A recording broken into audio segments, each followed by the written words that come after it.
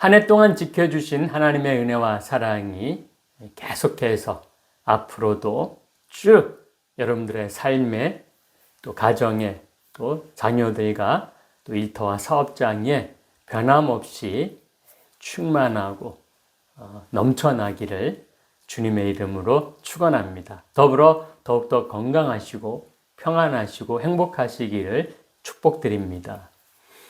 2025년도 오늘 마지막 주일입니다. 이때만 되면 똑같은 소리를 하는 것이 있습니다. 무엇입니까? 왜 시간이 이렇게 빨리 가느냐 하는 것이죠. 2025년도에 우리나라는 참으로 여러 가지 일들이 있었습니다. 무엇보다 정치적으로 참 혼란스러웠던 한 해가 아닌가 싶습니다. 대통령 탄핵과 조기 대선, 정권 교체, 여야의 극한 대립, 법정 공방, 고위 인사들의 위선과 배신 등을 우리는 목도했습니다. 제가 볼 때는 정치는 정치를 위한 정치를 했고 민생은 그 정치의 소용돌이 휘말려 다니지 않았나 하는 생각을 해봅니다. 또 경제적으로는 물가와 환율이 오르고 불안정한 경제로 서민의 생활이 어려워졌으며 여전히 노인들의 증가로 우리나라 인구 분포도는 역삼각형을 이루고 있어서 앞으로의 미래를 우리가 어떻게 해야 할지 여전히 그 미래가 과제로 남겨져 있습니다. 반면 K컬처가 문화가 전 세계적으로 영향을 끼쳐 조그마한 이 땅덩어리의 대한민국이 자부심과 자긍심이 더욱더 넘쳐난 놀라운 그런 일이 있었습니다. 그리고 세계적으로는 미국과 중국의 신냉전, 또 세계 경제의 혼미, AI 혁신에 대한 기대와 불안이 교체된 그러한 정말 발전이 또 여러 가지 어지러운 그러한 일들이 있었던 한 해라고 볼 수가 있습니다. 세상이 급속도로 흐르고 변화되고 있어서 여기에 대응하지 못하면 왠지 도태될 것만 같은 불안이 더욱 증가되는 그러한 삶을 우리는 살고 있습니다.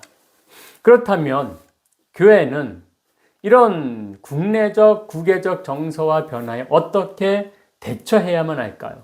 무엇을 준비하고 무엇을 해야만 할까요? 교회가 미래를 준비하기 위해 해야 하는 방안들을 제시하는 여러 의견들이 있지만 솔직히 잘 모르겠습니다. 교회마저 지금은 위태로운 상황입니다. 이미 세상에 대한 영향력을 교회가 잃어버린 지 오래되었습니다. 그렇다면 희망이 없는 걸까요?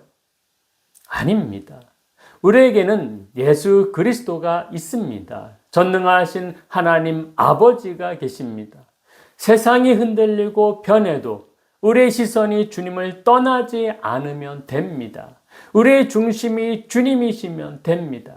분명 세상은 빠르게 변합니다. 그런데 우리는 무엇을 보고 있는지를 분명히 알아야 합니다.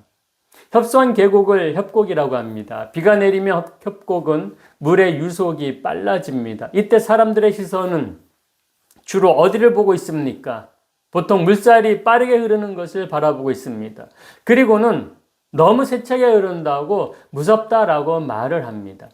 저희가 사는 곳에 있는 유등촌도 여름에 비가 한 번 내리면 순식간에 많이 내리면서 물이 급하게 흘러가는 것을 자주 볼 수 있었습니다.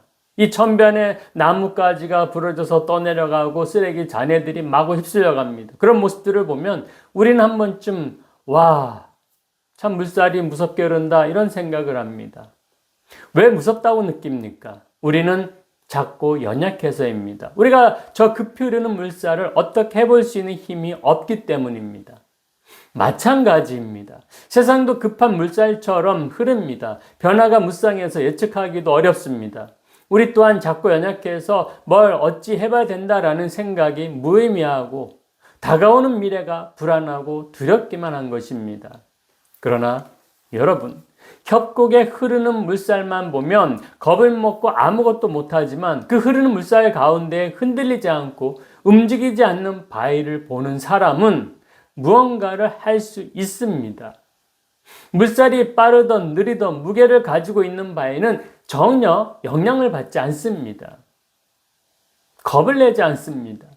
그 바위를 보던 사람들은 무거운 돌을 옮겨서 흐르는 물을 건널 수 있는 징검다리를 놓게 됩니다. 무서움을 헤치고 건널 수 있는 다리를 만들 수 있는 것입니다. 마찬가지로 세상이 제 아무리 변화가 빠르고 급하게 흘러도 우리는 변하지 않는 진리, 주님을 바라보면 겁이 나지 않습니다. 우리의 시선은 오직 하나님께로만 향해야 합니다. 예수 그리스도께만 향해야 합니다. 십자가만 붙잡고 있으면 절대 흔들리지 않습니다.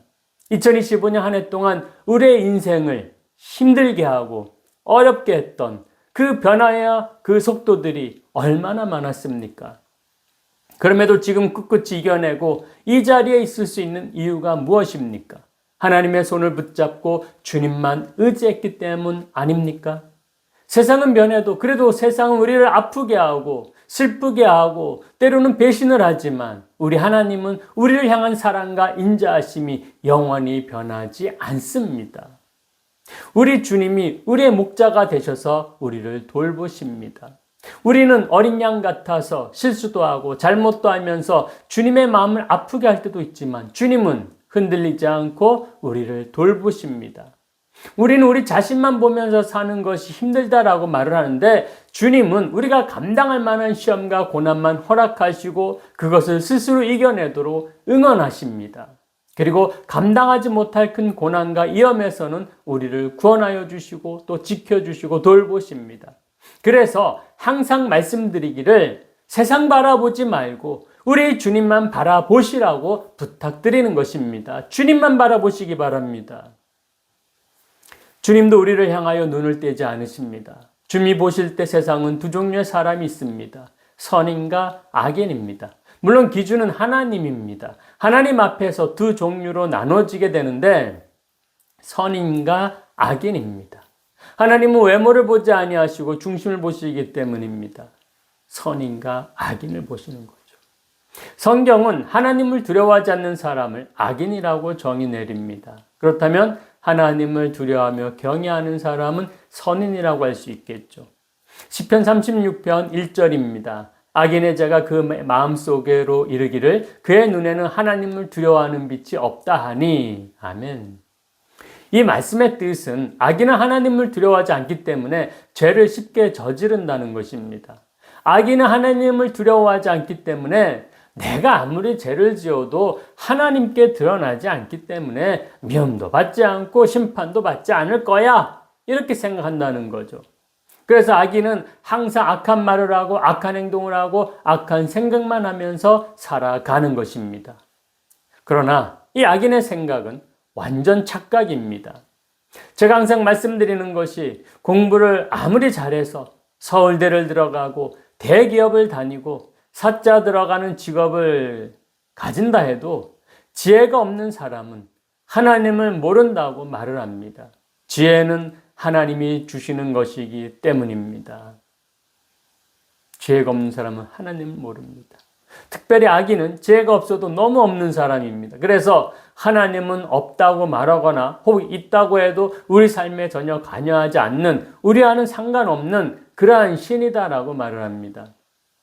더군다나 악한 자는 착각하기를 자신이 아무리 악한 일을 범하여도 사람들이 그렇게 많은데 하나님이 나 하나쯤이면 모르실 거야. 하나님께 드러나지 않을 것이다 라고 생각하는 것입니다. 이것은 엄청난 착각이에요. 왜냐하면 하나님은 인생의 모든 것을 아시기 때문입니다. 시편 139편 1절에서 4절입니다.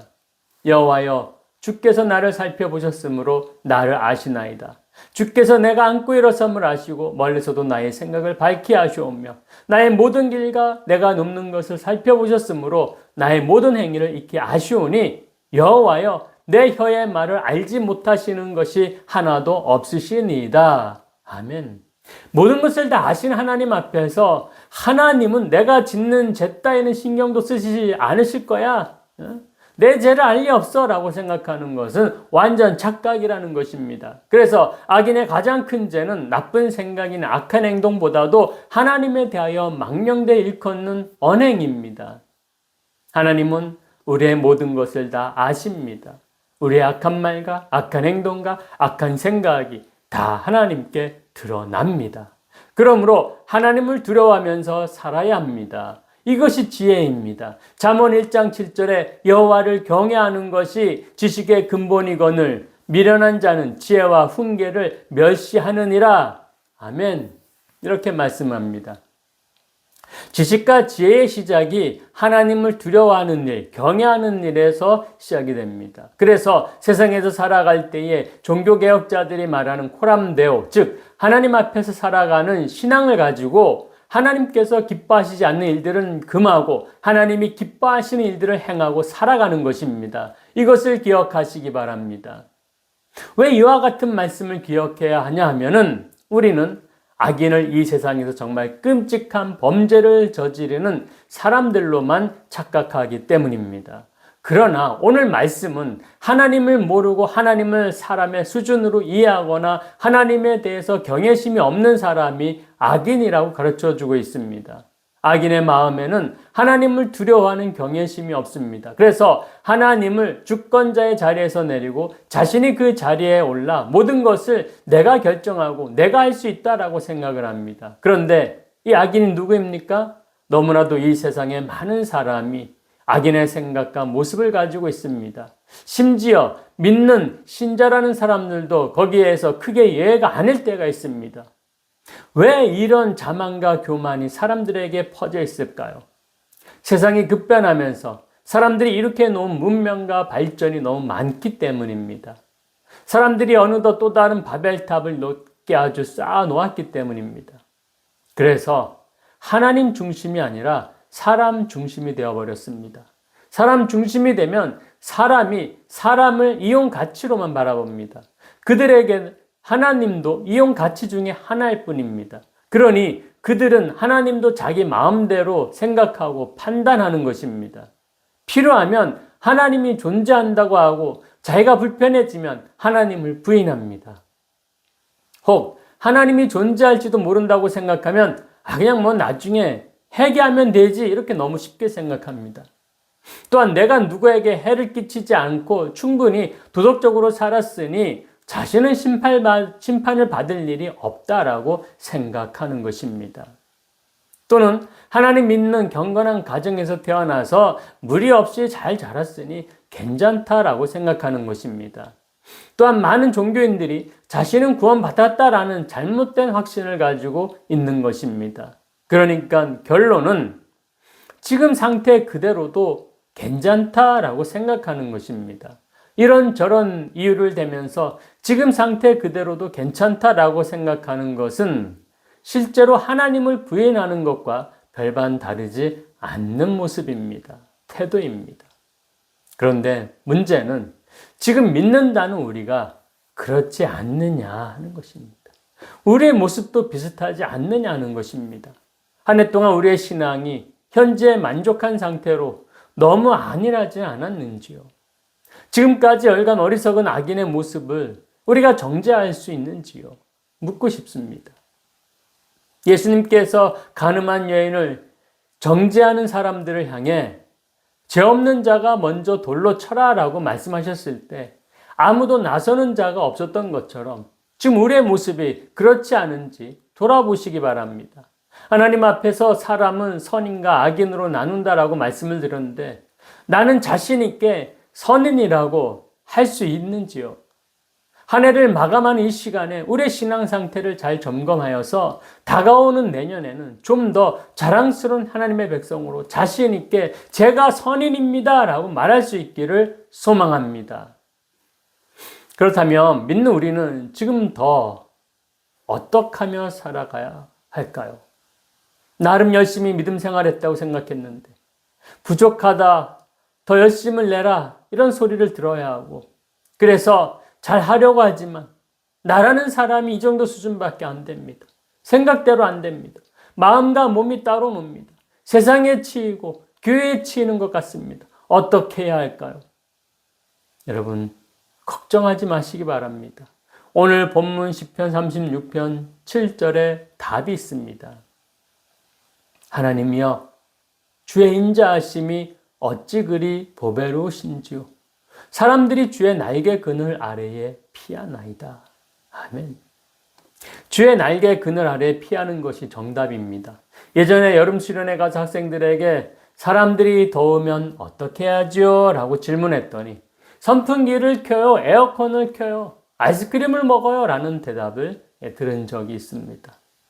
제가 생각한 답은 이 성경 말씀대로 그늘을 찾아 들어가면 돼요. 이런 거였는데 그런 답은 전혀 듣지 못했습니다.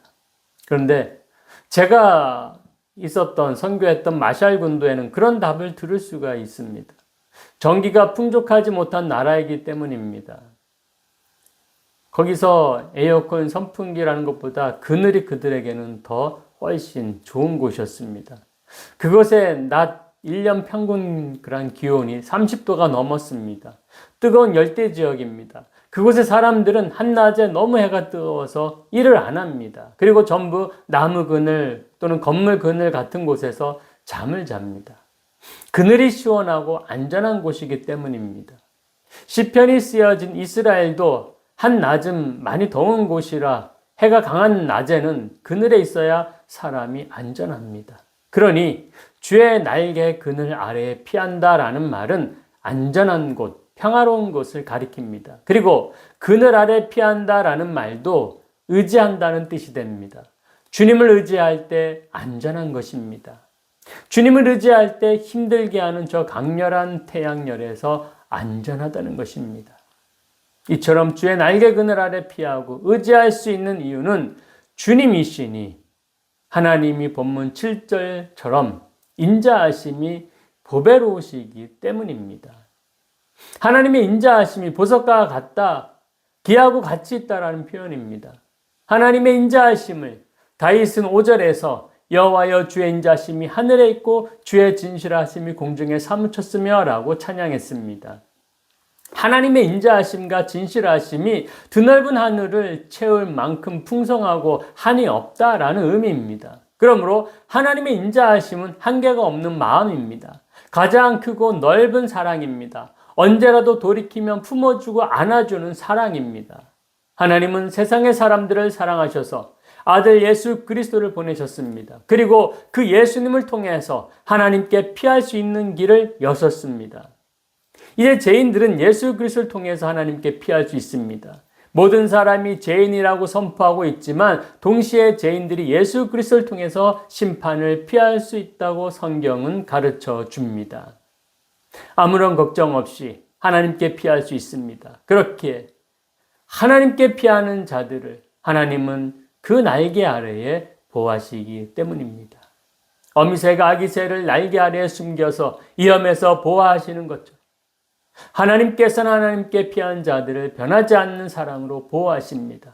그렇기 때문에 그 하나님을 신뢰하고 하나님께 피할 수 있습니다. 또한 하나님께 피한 자들은 계속해서 하나님이 그런 사랑을 베풀어 주실 것을 기대할 수 있습니다. 그러므로 하나님께 피하여 사는 인생이 되시기 바랍니다. 악한 자를 멀리하고 우리를 구원해 주시는 하나님을 의지하는 인생이 되어야 합니다.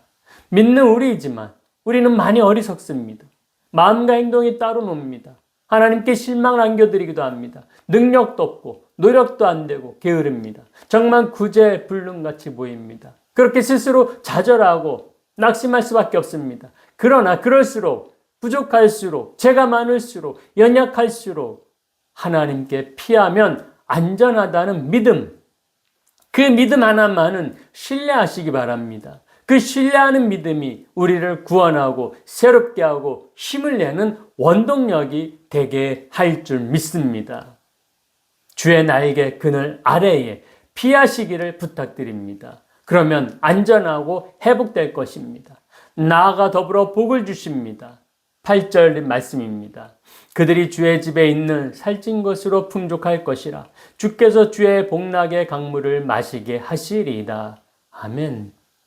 이 말씀은 하나님을 의지하면서 예배하는 인생에게 하나님께서 영육간의 풍성한 은혜를 부어주신다는 말씀입니다.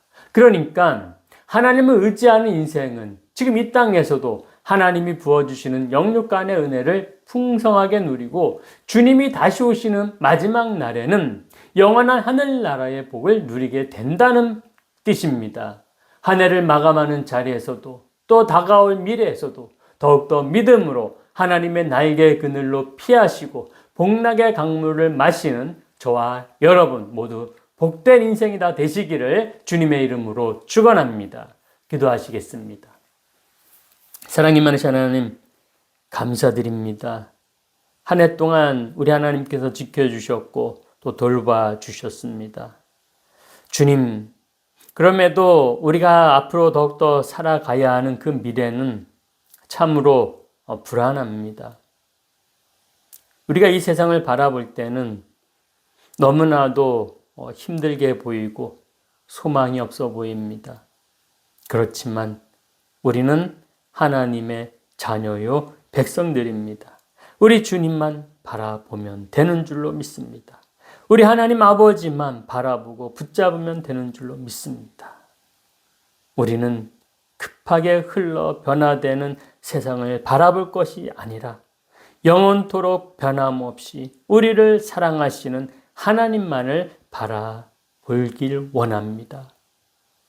하나님만을 바라보는 주의 백성들이 우리 하나님의 놀라우신 그 은혜를 통하여서 하나님의 그 날개의 그늘 아래로 피하게 될 줄로 믿습니다. 하나님의 날개 그늘 아래 피하면 안전합니다. 우리가 힘든 이 세상 가운데서도 이겨내고 극복할 수 있는 힘을 얻게 될 줄 믿습니다. 주님, 우리 하나님을 향한 그 믿음, 그 신뢰와 그 은혜, 주여 더욱더 저희들을 사랑하시고 또 저희들의 나아가는 그 삶에도 함께하여 주셔서 변함없이 우리들을 도우시고 지켜주시고 함께하여 주시옵소서. 우리 주님의 주시는 그 복락의 강물을 마시며 기뻐하는 삶을 살아갈 수 있도록 축복하여 주시옵소서. 예수님 이름으로 기도드려옵나이다. 아멘.